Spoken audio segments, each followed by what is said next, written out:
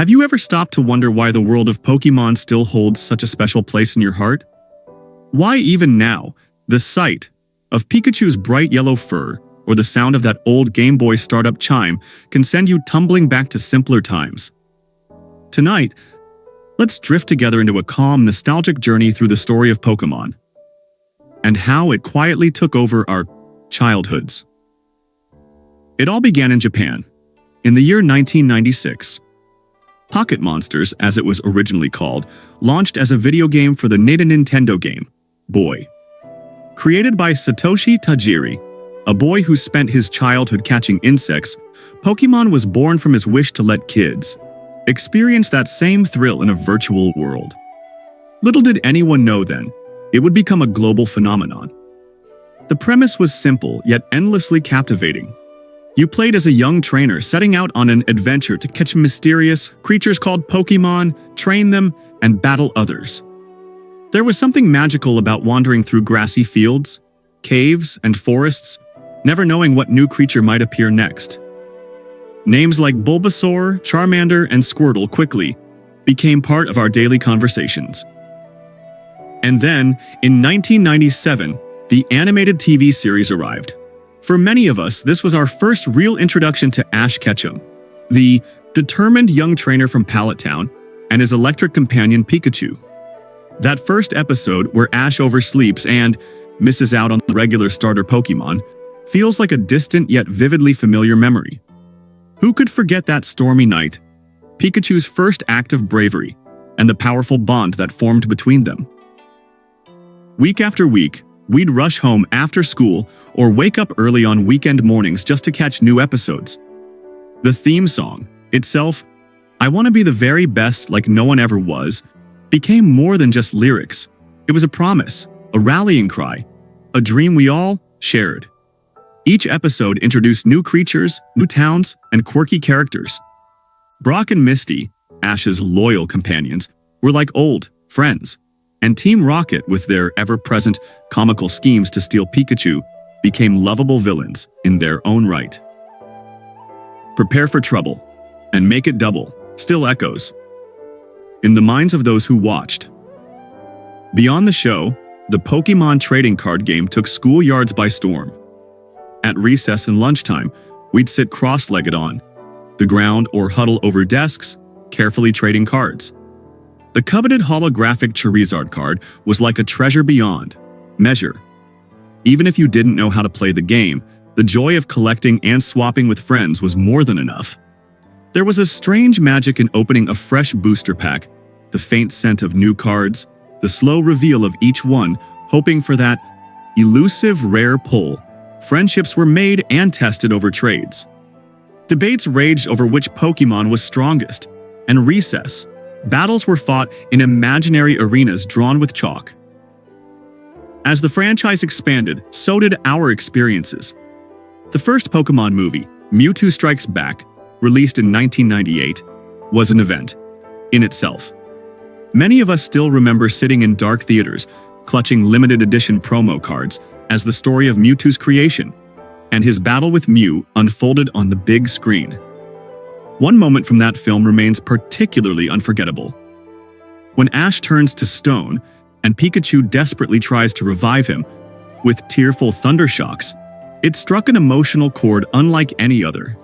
There were sniffles in theaters, silent tears on couches at home. It wasn't just a cartoon anymore. It was a part of us. The games continued to evolve too. With the release of Pokémon Gold and Silver in 1999, a new world opened up with day and night, cycles, breeding mechanics, and 100 more creatures to discover. The excitement of seeing a new legendary Pokémon like Lugia or Ho-Oh for the first time is a feeling hard to describe, but impossible to forget. Even the act of linking Game Boys together with a physical cable to trade or battle with friends carried its own thrill. Those were the early days of multiplayer gaming, and Pokémon made it personal. Every trade, every victory, every loss carried weight because it happened right there between friends. And then came the merchandise. Plush toys, lunchboxes, stickers, posters. Pokémon wasn't just a game or a show, it was a culture. Birthday parties with Pikachu hats, school supplies adorned with Jigglypuff, and even breakfast cereal shaped like Pokeballs. It infiltrated every corner of our young lives, turning everyday moments into tiny adventures. Another nostalgic cornerstone was Pokémon Snap, a unique video game where, instead of battling, you captured photos of Pokémon in their natural habitats. The satisfaction of snapping a perfect picture of a flying Pidgeot or a hidden Mew in the clouds was oddly serene. It was a peaceful escape, a calm retreat into the wild world we loved.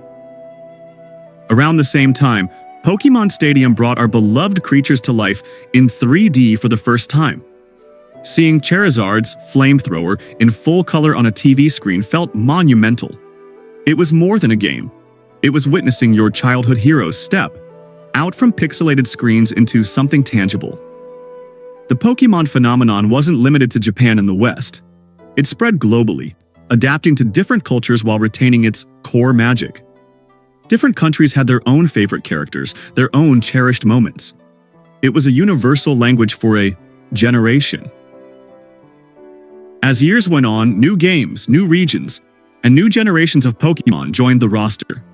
Some of us moved on, while others stayed faithful, catching each new creature and filling every new Pokédex.